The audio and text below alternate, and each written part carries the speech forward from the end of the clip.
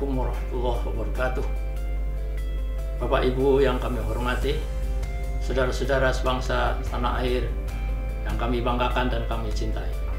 Izinkan saya di sini mewakili tim dari Alma-Ata Center for Global Health menyampaikan update daripada COVID-19. Apakah karantina wilayah sudah waktunya? Berdasarkan data dari Center for System Science and Engineering, Johns Hopkins University, kita bisa mencatat bahwa jumlah kasus COVID-19 secara global per hari ini yang kita catat beberapa jam yang lalu, yaitu ada 722.196, 33.976 diantaranya meninggal dunia, dan 151.766 sembuh. Ada kurang lebih 536.454 kasus yang aktif. Jumlah ini merupakan jumlah total kasus COVID-19 dikurangi yang sembuh dan yang meninggal. Di antara yang aktif ini ada kurang lebih 509.773 mengalami kondisi ringan, sedangkan sisanya 26.681 mengalami keadaan yang kritis. Bapak sekalian yang kami hormati, kami ingin mengajak para pemirsa untuk memperhatikan pentingnya kita menghitung kapasitas sistem pelayanan kesehatan. Saya ingin berikan gambaran ilustrasi bagaimana Cina dan Korea Selatan bisa menurunkan COVID-19 per hari dalam kurun waktu yang relatif singkat, sehingga dampaknya jumlah yang meninggal itu relatif lebih sedikit. Mari kita lihat yang China.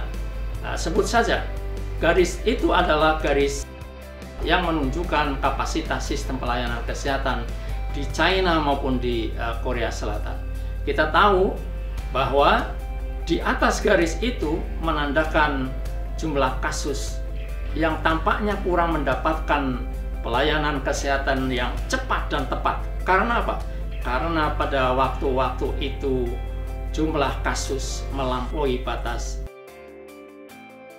kapasitas sistem pelayanan kesehatan. Kita lihat di China tercatat ada kurang lebih 9 hari, sedangkan di Korea Selatan hari-hari yang melampaui kapasitas sistem pelayanan kesehatan ada beberapa hari, tapi dalam jumlah yang lebih sedikit. Dan itulah sebabnya jumlah yang meninggal di China lebih besar dibandingkan di Korea Selatan.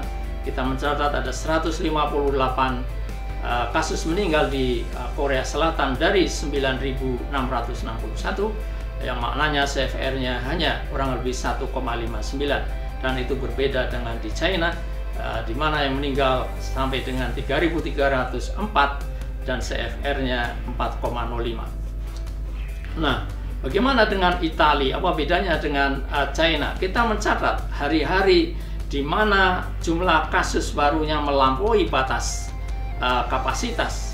Andai kata asumsi kita kapasitas pelayanan kesehatan kurang lebih sama dengan Cina ya, di Italia, maka ada beberapa hari yang lebih lama dialami oleh masyarakat Italia. Sehingga pada hari-hari itu jumlah COVID-19, pasien penderita COVID-19 kurang mendapatkan pelayanan yang cepat dan memadai, dan akibatnya jumlah yang meninggal itu banyak sekali, mencapai 10.779, dan CFR-nya hari ini tercatat 11,03. Maknanya dari setiap 100 kasus COVID-19 ada 11 orang yang meninggal. Dan dalam hal wabah di Italia, tampaknya hari ini belum sampai pada puncak yang menandakan akan berakhir. Kita bisa melihat di sini setelah puncak tertinggi, ternyata tampaknya ada second wave, ada gelombang kedua, di mana akan terbangun puncak yang tertinggi yang baru setelah tercatat puncak tertinggi pada tanggal 22 Maret. Nah, keadaan seperti ini sesungguhnya sangat merugikan dan sangat dampaknya sangat luas sekali, sangat besar dan sangat lama. dan tentunya akan menimbulkan masalah sosial ekonomi yang lebih tinggi lagi. Nah, bagaimana di Indonesia? Nah, jika kita pakai patokan kapasitas China, maka Indonesia masih jauh lebih aman. Artinya jumlah kasus di Indonesia masih jauh lebih rendah dibandingkan garis kapasitas pelayanan kesehatan itu sendiri. Tetapi tampaknya asumsi itu tidak terlalu tepat untuk Indonesia. Karena apa? Karena ketika jumlah kasus baru di Indonesia baru mencapai kurang lebih 100 per hari, jumlah kasus meninggal sudah relatif lebih tinggi, yang menggambarkan bahwa sesungguhnya sistem pelayanan kesehatan di Indonesia sudah kewalahan, dan yang demikian juga diakui secara verbal oleh para dokter maupun tenaga perawat yang mengatakan bahwa sesungguhnya jumlah kasusnya di masing-masing rumah sakit, terutama di wilayah Jakarta, sudah melebihi kapasitas rumah sakit itu sendiri. Dan itu sebabnya tidak heran bahwa jumlah kasus meninggal sudah 114 di antara 1285, dan CFR-nya tercatat 8,87 atau kurang lebih 9%, yang maknanya setiap 100 kasus COVID-19 ada 9 kurang lebih meninggal. Dan kita bisa mencatat di sini ya, CFR di Indonesia dibandingkan CFR di negara-negara lain masih relatif lebih tinggi, masuk ke deretan 5 besar setelah Italia yang mencatat hari ini 11,03%. Jauh lebih besar dibandingkan Korea Selatan, apalagi kalau dibandingkan dengan Jerman. Nah, kalau kita lihat CFR per provinsi, kita bisa melihat variasinya dari yang terkecil 3,77% sampai dengan 100%, menggambarkan sesungguhnya meskipun ini tidak sepenuhnya, tapi paling tidak sebagian atau partly menggambarkan CFR ini kesiapsiagaan dari masing-masing daerah. Catat di sini beberapa provinsi sudah bisa dikatakan masuk garis merah karena kasusnya sudah melebihi 500. Kemudian provinsi-provinsi lain sudah juga terus meningkat. Di sini tercatat selain DKI Jakarta, Jawa Barat, Sulawesi Selatan sudah menunjukkan jumlah kasus yang terus meningkat. Dan kita bisa juga melihat wilayah DKI Jakarta, kemudian Jawa Timur dan sebagian Jawa Tengah tampaknya sudah menjadi epicentrum baru yang membutuhkan perhatian sangat serius bagi kita semua, terutama para policy makers. Jika kita bisa menghentikan rantai penularan COVID-19 dengan cepat, maka insya Allah Indonesia tidak akan pernah menjadi Italia kedua.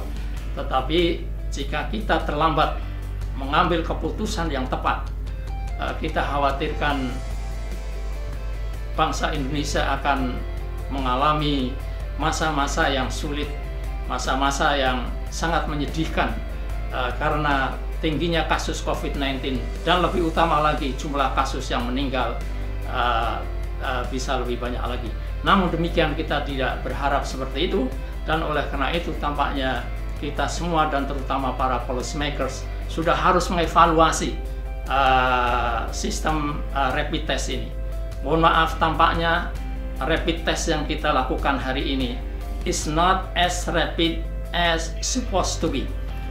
Tidak secepat, tes cepat ini tampaknya tidak secepat yang kita harapkan. Paling tidak bisa saya katakan bahwa penyebaran COVID-19 terutama dari DKI ke wilayah-wilayah lain jauh lebih cepat daripada kecepatan tim rapid test menghentikan rantai penularan COVID-19 di Indonesia. Dan oleh karena itu hari ini menjadi hari-hari yang sangat critical.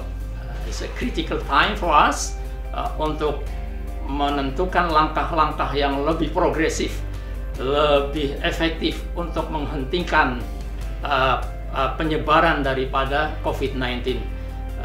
Pemerintah bersama-sama masyarakat harus cepat-cepat mengambil langkah yang lebih progresif yang bisa memotong rantai penularan COVID-19 itu sendiri.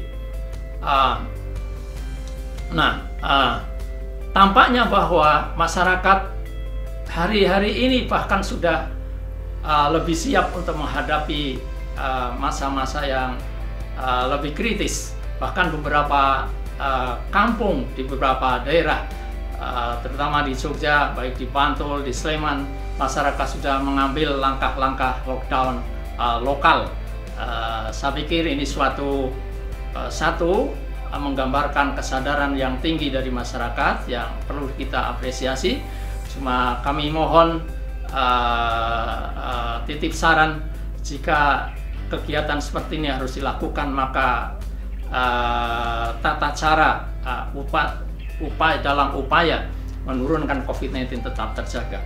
Khususnya jangan sampai di pos-pos ini justru banyak orang berkerumun sehingga yang namanya physical distancing tidak terjaga, sehingga dalam keadaan seperti itu justru menjadi sumber penularan. Nah, yang kedua, kami berharap ODP terutama yang pendatang baru dari epicentrum COVID-19 di Indonesia perlu dihargai dan perlu terus dimotivasi untuk melakukan karantina mandiri. Dan jika mereka berhasil, bahkan saya sarankan mestinya mereka mendapatkan apresiasi, dan jika perlu harus dibantu selama menjalani masa-masa karantina mandiri. Jika ada kesulitan untuk kebutuhan sehari-hari, ada baiknya masyarakat di setiap kampung memperhatikan itu, meringankan bebannya sehingga mereka tidak merasa dijauhkan apalagi distigmatisasi.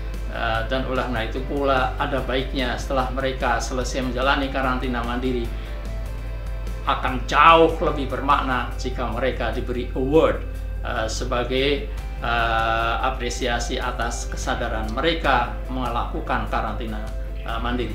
Bapak sekalian, saya pikir pemerintah pusat juga hari-hari ini